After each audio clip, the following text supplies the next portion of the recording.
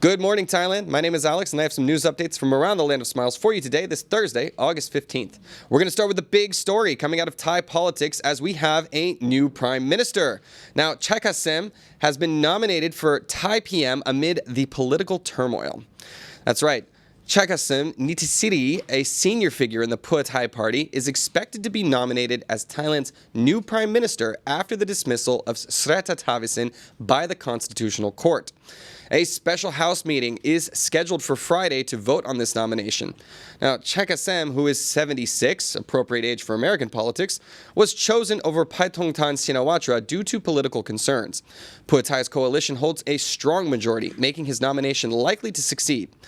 Deputy Prime Minister Phumtham Wichayachai, returning from Kazakhstan, will serve as caretaker prime minister until the lead discussions and the party strategy ahead of the vote. So, here we are. Sreta out, Nitisiri in. I have to get better at pronouncing my Thai names, but this is some turmoil. It is staying within the Pheu Thai party, though, so that's not really a surprise. They hold the majority with their government coalition, of course, also allied with the Bumjai Thai party for now. Many people questioning if this is something about the influence of the old military loyalists or if this is a legitimate case of a prime minister needing to be removed. Now, in parliamentary systems, they are typically no strangers to a carousel of leadership. If you just look at the UK or if you look at Australia, you'll know that they've had many different leaders over the past few years. So it's not that uncommon for democracies. However, typically they are removing themselves, stepping down, or the party themselves are removing them. Doesn't usually happen by way of constitutional court. So this is still playing out, and we will keep you up to date on all things here at the Thaiger. All right, on to our next story. Now, the SRT is warning passengers after a dangerous incident went viral. The State Railway of Thailand, or SRT, has issued a stern warning regarding safety regulations after a 19-year-old was injured while filming content by leaning out of a moving train. The incident occurred on August 5th and resulted in minor injuries. The SRT emphasized the dangers of such behavior and has increased safety checks on trains. Passengers are urged to avoid risky actions like riding on train steps or leaning out of the windows. The SRT remains committed to passenger safety and will enforce compliance with these regulations. Silly lady. That was no good. People do all sorts of crazy things to make content, and this is indeed one of those cases. This went viral. It was funny to me because I saw this video before it even broke Thai news. It was making the rounds on Reddit before I even saw it pop up on Thai media. So this is becoming a big thing around the world, and just, silly. A dumb mistake. It could have been so much worse. The girl, I think, she went to the hospital, got care. She was concussed. Overall, she'll be okay. But it could have been so much worse, especially because she fell out of the train. Could have been another train coming by. Could have been a bigger tragedy. So do be careful, content creators, if you are taking risky behaviors. It's not worth it. All right, moving on to our next story, which is regarding the state of beggars in Thailand. Now, the Thai ministry has urged the public to stop giving money to beggars. The Thai Ministry of Social Development and Human Security is launching a campaign this Friday to discourage the public from giving money to beggars, aiming to address the rising issue across Thailand. The campaign will begin at the Bangkok Art and Culture Center, featuring various organizations, and will include the distribution of multilingual pamphlets. Social Development Minister Varawut Silparacha emphasizes that giving money can worsen the problem, often leading to exploitation. A recent survey showed a 20% increase in beggars, with Bangkok and tourist areas having the highest numbers. The government is committed to addressing this issue and protecting vulnerable individuals. Yeah, this is just tough to me, man. Like, I lived in China for a long time, where you would see the problem is even more exacerbated over there. You would see people severely disfigured, burned children, all sorts of horrendous things, because there were gangs that were purposefully disfiguring people to make them more sympathetic so that people will be more likely to donate. But by donating to them, by giving them money, you are perpetuating that system that leads to the disfigurement and abuse of even more people. So this is one of those terrible scams where your heartstrings are tugged on and your empathy is tested. You want to help, but at the same time, you could be contributing to and exacerbating the problem. This is a complicated issue. I've certainly given my fair share to homeless people, even here in Thailand, but it's something that I have to reconsider because, but at the same time, we need solutions, right? You see there's an uptick about 20% of this problem in Thailand. We need some action, right? The government needs to take some steps to make sure these people have a place to stay, can get off the streets, can get some food. I would encourage you guys to check out Bangkok Community Help Foundation. They are a wonderful volunteer organization. They help fight this problem by donating food. So they cook about 500 meals per day. They've been at it for about 800 days in a row. So you can sign up with them and see if you can help out in a more meaningful and impactful way. All right, now on to our next story. We have some nasty tenants. Now, a Bangkok condo owner is facing a 120,000 baht renovation bill after a tenant has completely trashed the place. A Bangkok condo owner, Payung Sak, faced a 120,000 baht renovation bill after discovering a rented unit in a deplorable state. The tenant, a PR woman, left the condo in Sukhumvit 103 filled with trash, leaking black water, and a foul odor. Despite sporadic rent payments and poor communication, the tenant evaded responsibility, offering only 15,000 baht towards the damages. Payung Sak completed the repairs himself, fearing further incidents. Shocked by the incident, he is considering legal action and shared his story on social media to raise awareness about the importance of tenant responsibility. This is I think I've been renting my apartment for almost 3 years now. I'm a good tenant. I keep my stuff pretty nice and tidy. However, my guy has not come and checked on my apartment once. So this is not. I like that. I like having my privacy. But at the same time, when it comes time to move out and the rent owner shows up and is like, "What the hell's going on?" This is a possible result. So I don't know what the legal recourse is in this situation because, a dirty apartment, that's a cleaning fee, but apparently it was even deeper than that, requiring repairs. But yeah, let me know what you think, landlords and tenants. Is the responsibility on the landlord to take care of these repairs, or should the tenant be facing that full brunt of the 120,000 baht bill? I think I'm going with the tenant. Needs to fork it over. I don't know. It's one of those things, though, where you wonder, is this person responsible enough to even muster up that kind of cash to pay this bill? Doubtful. Anyways, hearts go out to that guy. All right, now we got some weather news. We're going to head up north to Chiang Rai. Now, Chiang Rai is facing its third major flood as the Mae Sai River overflows. Chiang Rai experienced its third major flood of the year as the Mae Sai River overflowed, severely affecting border communications and the Salom Joy market. Early on August 14th, floodwaters surged into the area, prompting shopkeepers to move their goods to safety. Local officials responded quickly, placing sandbags to limit the flooding, which remained mostly confined to the riverbank areas. While most of the region, including the border checkpoint and main roads, remain unaffected, neighboring Tachilek in Myanmar suffered more extensive damage, particularly in the low-lying Ta Lo market. That sucks. Yeah, man, it's that time of year. Flooding is definitely going to be happening. And, there's not really a big way to combat this. You can pile up the sandbags all you want. It's not going to have a huge impact. So I don't know what to do about this. You just got to wait it out, let the floodwaters recede. But market shop owners must make sure that their products are taken care of when it starts raining like this. So definitely going to disrupt the economy. Definitely going to disrupt tourism. But what are you going to do? This is monsoon season, and these kinds of stories are all too commonplace. If you're up in Chiang Rai, stay dry. All right, on to our last story for Thailand. We're going to be doing a few stories around the ASEAN region after this, so stay tuned. But first up, we got news about traffic in Bangkok. Rama 2 roads, inbound lanes, are going to be closed for construction from August 16th to the 31st.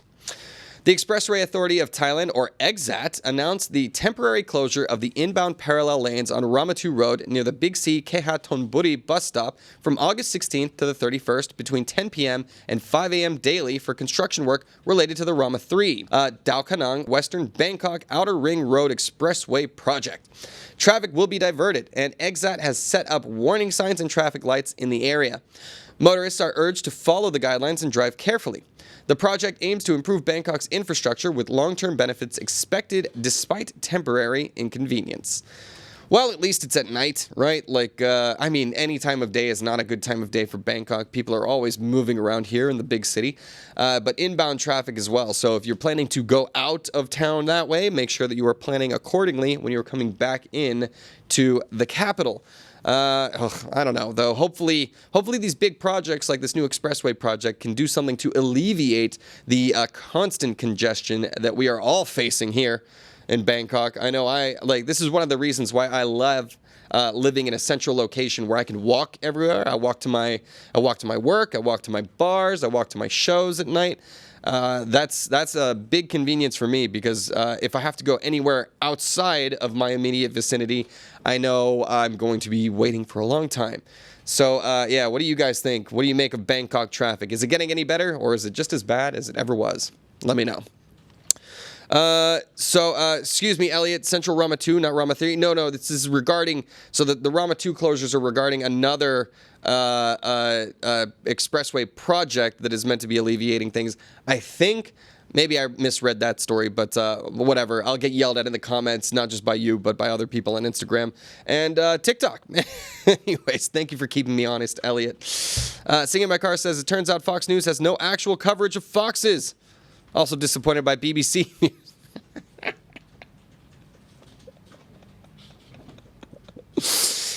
I'm going to steal that joke. I'm going to use that one tonight. Thank you, Singing in My Car. Had it. That's hilarious. Thaiger News, no Thaiger News either. Wow. What are we doing over here? This is you're really making me think this morning, Singing in My Car. Oh, my God.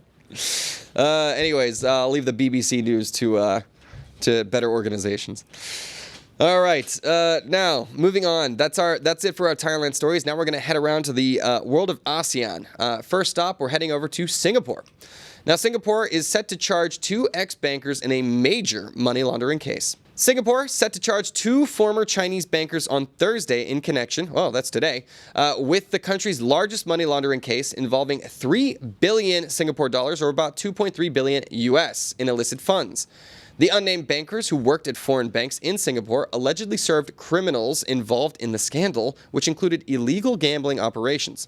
Last year, authorities seized significant assets linked to the case, and 10 individuals were jailed. Singapore's police emphasized the seriousness of money laundering and the strict legal actions against those aiding in such activities. A Singaporean driver will also be charged in connection with the case. Well, I don't think it's news that Singapore has a problem with money laundering. This has been a big deal in pretty much any major city-state that has major financial sectors. This includes Hong Kong. This includes Singapore. This includes Switzerland. Sorry, I don't want to pile onto the Swiss, but that is traditionally your thing.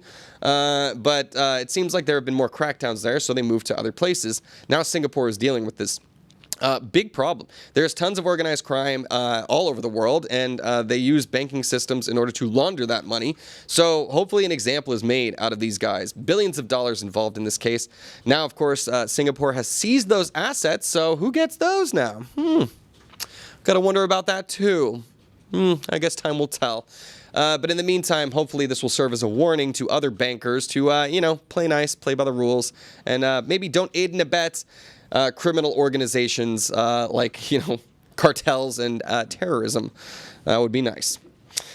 All right. Funkbringer says, Alex, finally it's your chance. Please run for Prime Minister if you can. You have my vote. Singing in My Car says, vote for Alex. All of your dreams will come true. What is this, Napoleon Dynamite? I see your references, Singing in My Car. I know what you're doing. No, I don't think I'm qualified to do it here. I am qualified for American president. I'm over 35 now. So, hey, maybe I'll look into that. First things first, conquering Thailand. All right. Anyways, our next story, a bit of a scary one, but it's not a happy ending yet, but, you'll see. Now, a woman has survived a brutal stabbing at a store in Sri Muda in Malaysia. A young female supervisor at a beverage and ice cream store in Taman Sri Muda, Shah Alam, was brutally stabbed 8 times by a suspected robber on August 12th. The attack, captured on CCTV, shows the 21-year-old woman being assaulted while working alone in the store. Despite suffering severe injuries, she was rushed to the Shah Alam hospital and discharged later that day. Good news. The police have identified the suspect through the footage and are actively pursuing him. The incident has sparked renewed debate over the presence of foreign workers in Malaysia. The investigation is ongoing, with the suspect facing up to 20 years in prison if convicted. 20 years, not enough. Now, I know the woman survived, but that's certainly an attempted murder. And if you see the video, we're going to have to censor that, blur that out better for TikTok. But he chases her down, and then she tries to push him back a little bit, and he comes back and starts railing the knife. And boy, she's lucky she got out of there. I mean, must not have been too serious. She was treated at the hospital, discharged the same day. That's good news. It means it wasn't too serious. But at the end of the day, it's a terrifying, traumatic event, especially for women working alone in these situations. You know, when I was younger, I'll tell you my very first job, I was a sandwich artist at Subway. And I would have to work the closing shift by myself in a pretty rough neighborhood. And we had protocols in place if a robbery ever were to occur. Fortunately, that never happened for me. But this kind of stuff does happen. So it's important to understand the dangers involved, and, no amount of money is worth your life in those situations. So, play dead. Hopefully let the justice system play out. And now this man is on the lam, but I am assuming, or I'm hoping, that he will be caught soon. Yikes, says Sing in My Car. Yikes, indeed. I think, justice should be meted out pretty swiftly. That guy's not going to have a good time when he gets caught. All right, now, our final story. We're off to Indonesia. Now, Prabowo has a free meal plan, and it's expanding Indonesia's dairy consumption. Got milk? Indonesia's President-elect Prabowo Subianto plans to provide free meals to over 80 million school children, a program aimed at improving nutrition, but likely to increase dairy imports due to the country's low domestic milk production. The $28 billion initiative, which also includes meals for expectant mothers, will require 4.1 million tons of milk annually, with Indonesia currently only meeting 16% of its dairy demand locally. The plan could boost imports from countries like New Zealand and Australia, while also aiming to eventually develop Indonesia's milk industry. The program's first phase may limit milk distribution due to supply challenges, but I think, we're going to see some growing ewes over in Indonesia. All right, this is a funny thing. Now, dairy is not a typical part of the diet in the traditional diets of many Asian countries. However, since its introduction, you have seen growth spurts amongst many populations. I noticed this when I was in China. Milk became a very big part of the school diet programs. You see them drinking milk every single day, and you would notice that when the parents come to pick up their kids, every single one of the children, I was teaching high school, all of them are a head taller than their parents. So these nutrition programs have a very real and serious impact on the health and well-being of their population. So glad to see it. Glad to see Indonesia's taking this seriously, and hopefully they can work out those deals with significant dairy providers like Australia and New Zealand to bring that milk to Indonesia. All right. Anyways, guys, I'll get into the comments in just a second, but let me wrap up the news. Now, that'll do it for our news stories from around Thailand and the ASEAN region. You can always go to thetiger.com to check out more stories throughout the day. You're going to want to stay tuned. There's some serious stuff going on with Thai politics and also the ASEAN region. Also, go to ASEANnow.com, sign up for an account, please. We have a wonderful community over there where you can get involved with a conversation directly with other like-minded expats and locals as well. Finally, we are looking for a social media manager. If you know anybody who would be interested in joining the Thaiger team to help us develop our pages, please send them through. Send through some CVs to info@thetiger.com, and we will be happy to look at them. For now, let me get into the comments and see what y'all are saying.